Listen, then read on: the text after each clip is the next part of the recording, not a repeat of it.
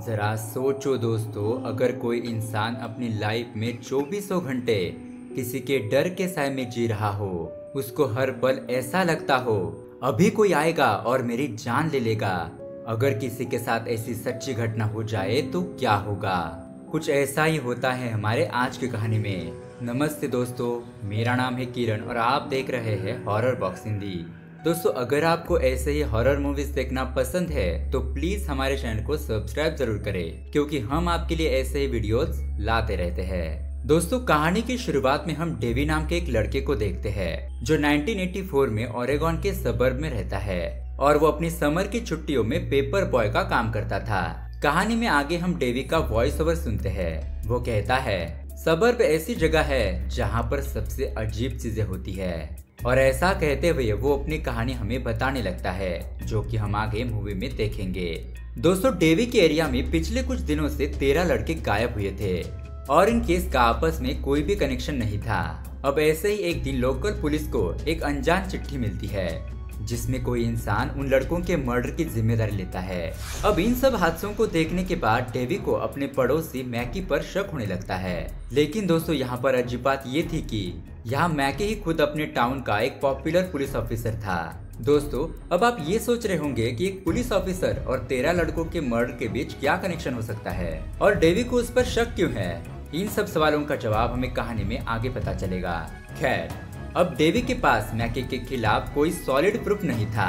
अब डेवी मैकी के बारे में अपने दोस्तों को बताता है, लेकिन डेवी के फ्रेंड्स वुडी, फैराडे और इट्स उसकी बातों को हल्के में ले लेते हैं और उस पर यकीन नहीं करते, क्योंकि दोस्तों डेवी हमेशा से ही मिस्टीरियस और थ्रिलिंग केस के बारे में बातें करता रहता था। लेकिन जब डेवी उन्हें एक लड़के के गायब होने के बारे में बताता है और उस लड़के को डेवी ने कुछ ही दिन पहले मैकी के घर पर देखा था, अब ये बात सुनकर डेवी के फ्रेंड्स को उस पर यकीन हो जाता है और वो उसकी मदद करने के लिए राजी हो जाते हैं। दोस्तों, इसका मतलब ये था कि अब ये सब मिलकर इस केस को इन्वेस्टिगेशन करने वाले थे, लेकिन अब वो इस बात से अनजान थे कि उनके साथ आगे क्या होने वाला था। डर इस शब्द का असली मतलब उन्हें समझ में आने वाला था। उनका ग्रुप अब मैकी दिन भर क्या करता है और उसके डेली रूटीन पर नजर रखने लगते हैं और उन्हें पता चलता है कि सच में मैकी अजीब और सस्पिशियस एक्टिविटी करता था। जैसे कि वो हर एक वीक गार्डनिंग के टूल्स और मिट्टी खरीदता था। वो काम पर जाते वक्त अपने साथ एक बहुत ही बड़ा बैग लेकर जाता था।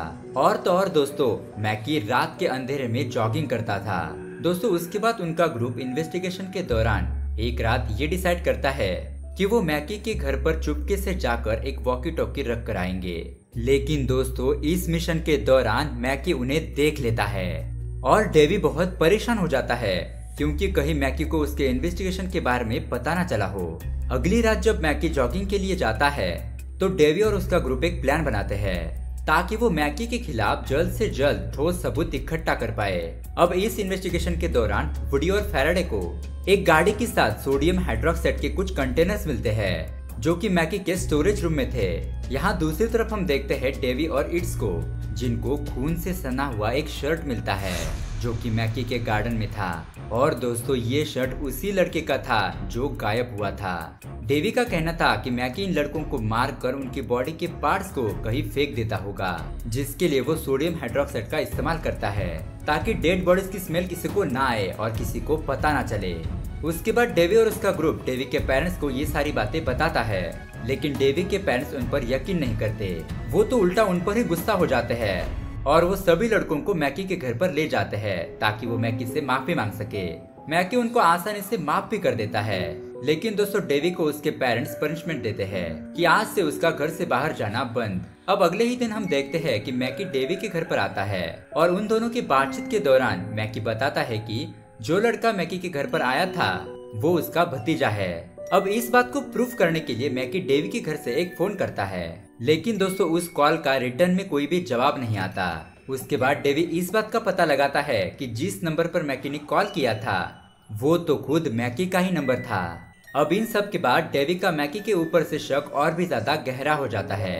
लेकिन दोस्तों, ठीक अगले ही दिन एक ऐसी खबर आती है कि सस्पेक्ट को अरेस्ट कर लिया गया है और दोस्तों मैकी ने उस सस्पेक्ट को अरेस्ट किया था। उसके साथ डेवी अपने ग्रुप के साथ मिलकर प्लान बनाता है कि जब टाउन के सभी लोग केप के फेस्टिवल के लिए जाएंगे तो वो मैकी के घर पर जाकर इन्वेस्टिगेशन करेगा यहाँ दूसरी तरफ फैराडे जो कि फेस्टिवल जाता है, जहाँ उसे पता चलता है कि मैकी ने बहुत सारे गार्डन सोल्स टाउन के ब्यूटिफिकेशन प्रोजेक्ट के लिए खरीदे थे।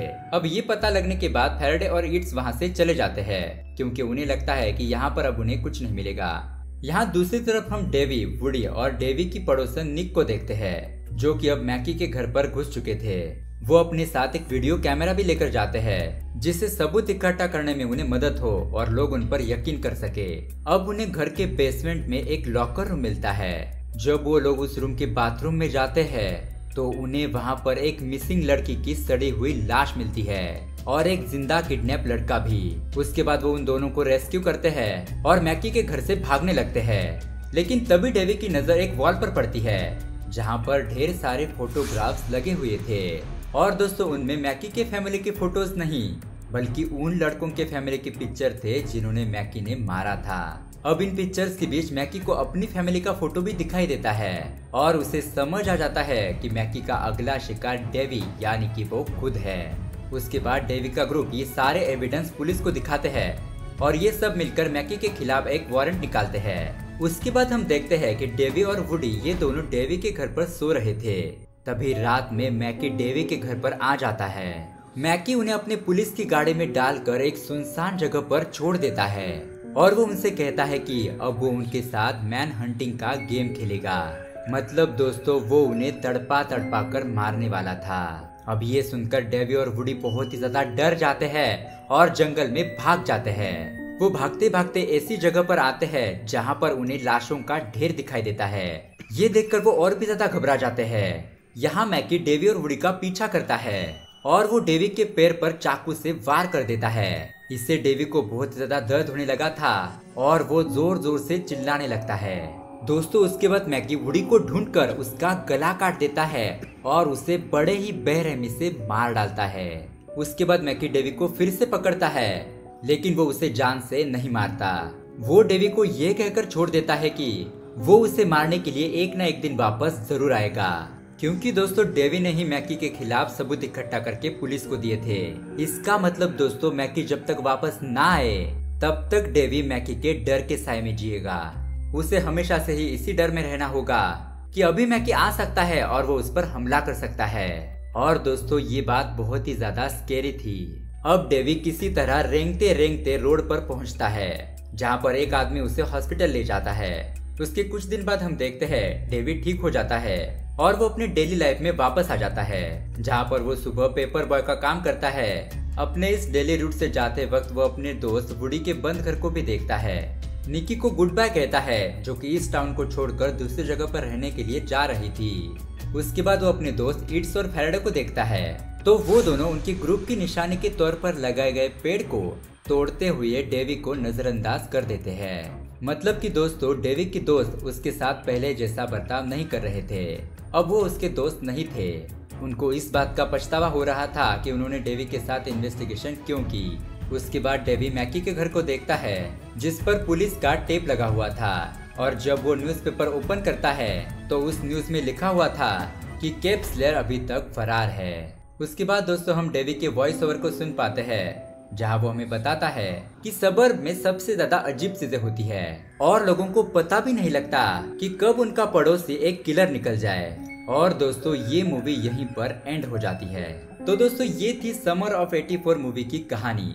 ये मूवी बहुत ही ज्यादा स्ट्रेट फॉरवर्ड और सिंपल है, जहाँ पर हमें एक डेवी नाम की लड़की की कहानी देखने को मिलती है, जहाँ पर डेवी बहुत ही हिम्मत और बहादुरी के साथ अपने दोस्तों की मदद से एक किलर को पकड़ता है। और दोस्तों इस प्रोसेस में डेवी एक बच्चे से मैच्योर मैन बन जाता है। दोस्तों इस मूवी की कहानी मुझे बहुत पसंद आई, लेकिन इसमें डेवी के किरदार को छोड़े तो उसके अलावा उसके दोस्तों के बारे में कुछ ज्यादा डिटेल्स नहीं बताई गई है, जिसके कारण हम उन कैरेक्टर से ज्यादा कनेक्ट नहीं हो पाते।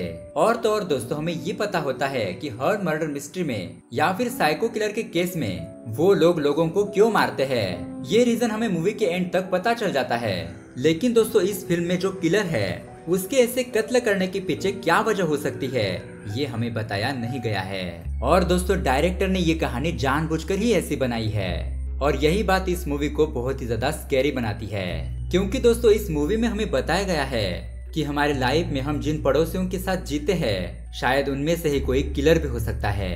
और दोस्तों इस मूवी के एंडिंग में मैकी ने वुडी को नहीं मारा, उसने डेवी को जिंदा छोड़ दिया, ये कहते हुए कि वो उसे मारने के लिए एक न एक दिन जरूर आएगा। और दोस्तों यही बात बहुत ही ज्यादा डरावनी है, क्योंकि दोस्तों डेवी अब 2400 घंटे इसी डर में जिएगा कि मैकी कभी भी उसकी जान लेने के लिए वापस आ सकता है। तो दोस्तों ये कहानी यहीं पर अधूरी रह गई है, इसलिए ऐसा लगता है कि इसका नेक्स्ट पार्ट भी जरूर आएगा, जिसमें हमारे सारे डाउट्स क्लियर हो जाएंगे कि किलर ने ऐसा क्यों किया और डेवी का आगे क्या हुआ। तो दोस्तों डेवी की ये कहानी आपको कैसे लगी? मुझे पूरा यकीन है कि आपको ये कहानी बहुत पसंद आई होगी। तो दोस्तों इसी बात पर वीडियो को लाइक और चैनल को सब्सक्राइब जरूर कीजिए। मिलते हैं अगली वीडियो में। Thanks for watching.